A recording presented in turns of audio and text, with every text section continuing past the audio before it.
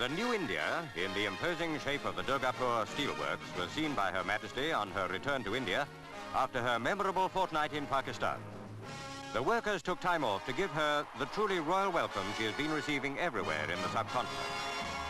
Accompanied by the Minister for Steel and Mines, the Queen was viewing one of the 3 great steel plants which the government is constructing.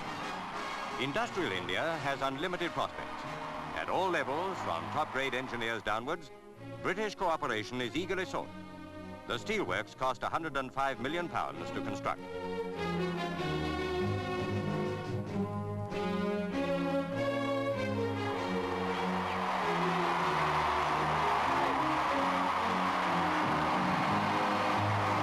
Calcutta provided perhaps the biggest mass welcome of the tour so far.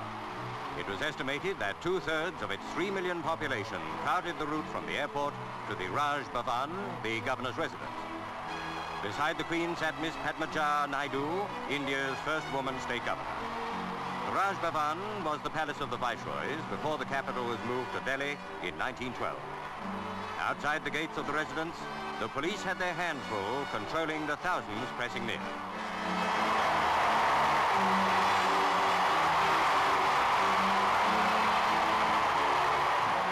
The National Agriculture Fair, organized by the Indian Farmers Society, was jointly visited by the Queen and Duke. Prince Philip had had an independent engagement when the Queen inspected the steelworks.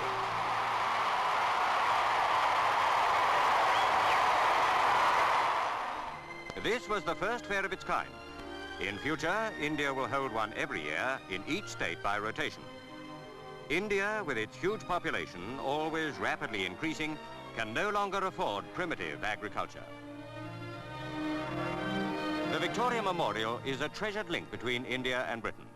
Both the Queen and her husband are great-great-grandchildren of Queen Victoria, so for them both, the splendid edifice had a strong family interest. The idea of building it was conceived by Lord Curzon when he was Viceroy. As well as a monument to a great Queen, it was intended as a national gallery and Valhalla for India.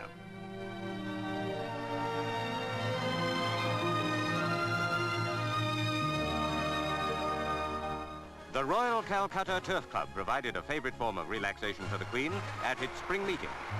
Chief race on the card was the Queen Elizabeth II Cup, and several of the jockeys came from England. There was, of course, a distinctly Indian look about the program. The very beautiful course is known as the Ascot of India.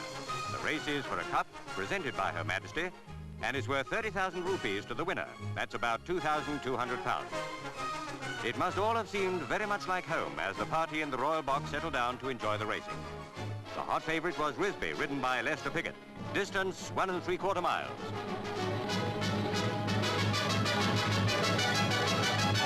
The birds were there first, why should they have to move? Near the post, Power Bear went ahead of Commuter and Risby, and Swinburne was the winner.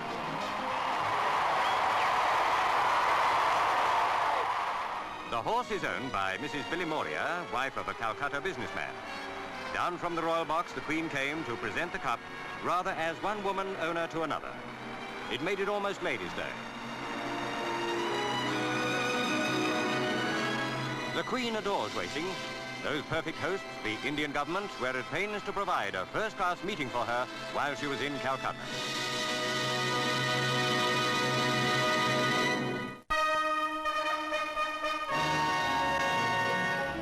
One more royal welcome awaited Her Majesty as the Britannia aircraft landed at the airport of Bangalore. The Maharaja of Mysore, the state of which Bangalore is the capital, received the Queen and Duke. As governor, he bade the royal guests welcome with the unaffected warmth and courtesy to be found everywhere in India. The mayor of Bangalore was there on behalf of the city.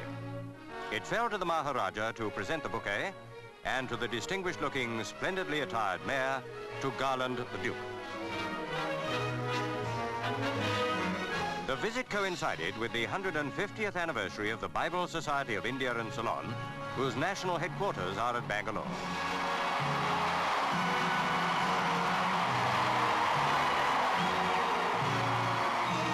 Appropriately, the Queen was presented with a Bible translated into Hindi.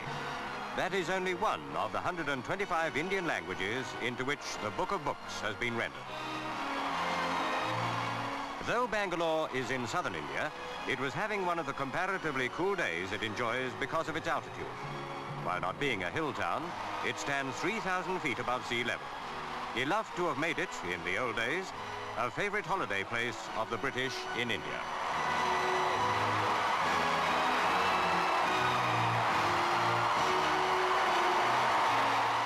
No one who goes to Bangalore neglects to visit the Lal Bagh, perhaps the finest botanical gardens in the entire country.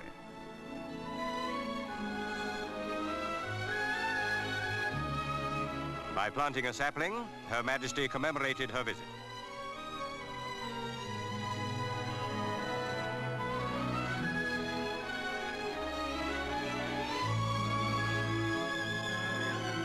Lal Bagh is the Kew Gardens of Mysore.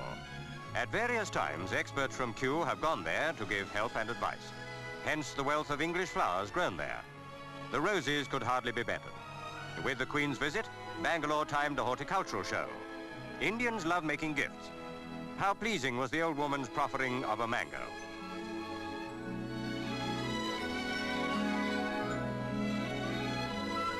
Undoubtedly, the climate of Mysore makes it the fruit grower's paradise.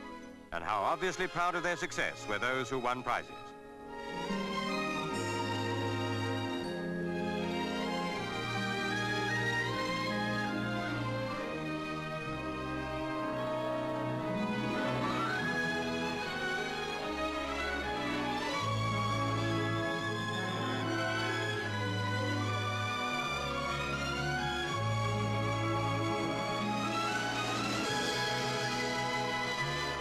The visit to Lal Bagh afforded the Queen some of her most pleasant memories of Mysore.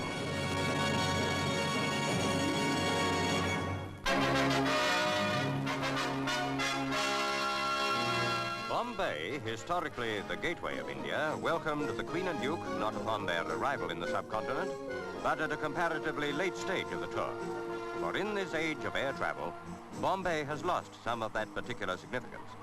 Captain Todd, head of the Master Mariners Company, presented an address bearing on India's importance at sea. To the Duke, the Deputy Master gave a wooden shield. The gateway at which the royal barge was waiting commemorates the landing of George V and Queen Mary 50 years ago. British imperialism was then at its height, and the King described Bombay as a jewel of the crown. Who then could have foreseen that the present monarch would tour the Republic of India? Another sign of the times, Her Majesty was now taking the launch to Trombay to inspect India's atomic energy establishment. The holy city of Benares, where Buddha preached 2,500 years ago, was a contrast indeed to the nuclear age. Some of the monks here are exiles from Tibet since the Chinese conquest.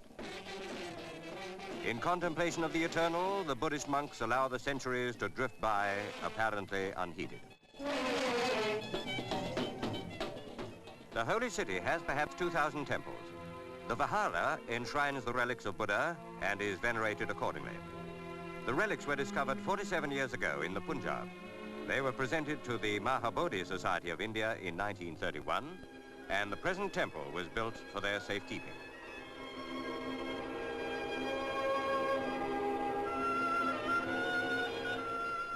At his palace, the Maharaja of Benares was the Queen's host.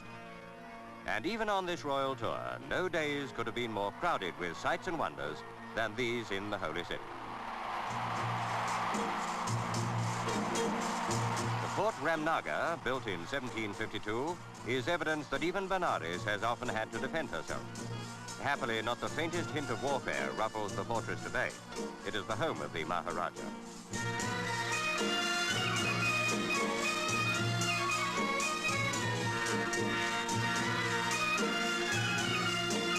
Here, the Maharaja awaited his royal guest, the personification of the superb hospitality which is so natural and unaffected throughout India.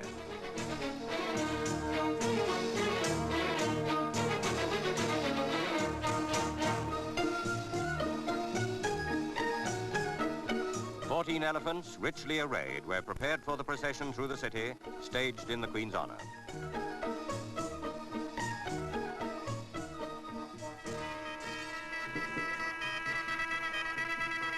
By this noble form of transport, traditional among the Indian princes, Her Majesty is becoming almost a veteran traveller. The animal chosen to carry the Queen and the Maharaja stands more than 13 feet high and is 45 years old. To get into the howdah nearly calls for a lift.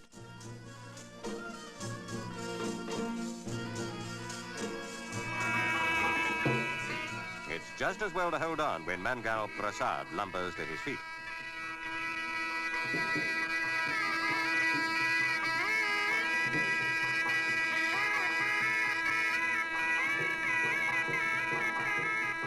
Kusman Kamini carried the Duke. He's an elephant only a little less magnificent than the Queen's.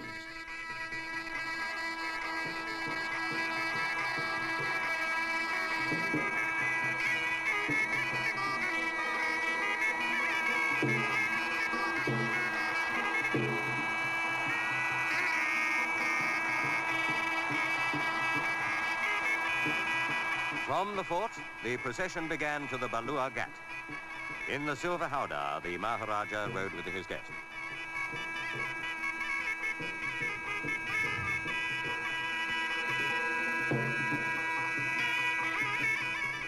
This was a facet of India, unchanged since the Queen's grandfather came to the country in 1911, and for centuries before that.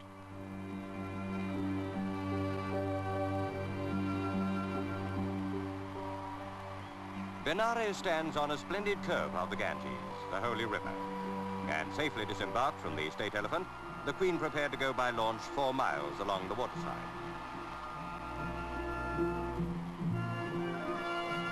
As the Ganges flows past the holy city, Benares presents a spectacle of temples, crowded as though shouldering each other for position on the river bank. To bathe in the sacred waters is the ambition of the devout. All who can make the pilgrimage at least once in their lives. Benares is the Mecca of India. It is reported that 500,000 people crowded the banks to see the Queen pass. Her Majesty said later on that she was spellbound by the Benares Ghats thronged with sightseers. Well may she have been. For though the royal tour of India and Pakistan has lavishly provided unforgettable impressions, none can have exceeded the marvels of Benares.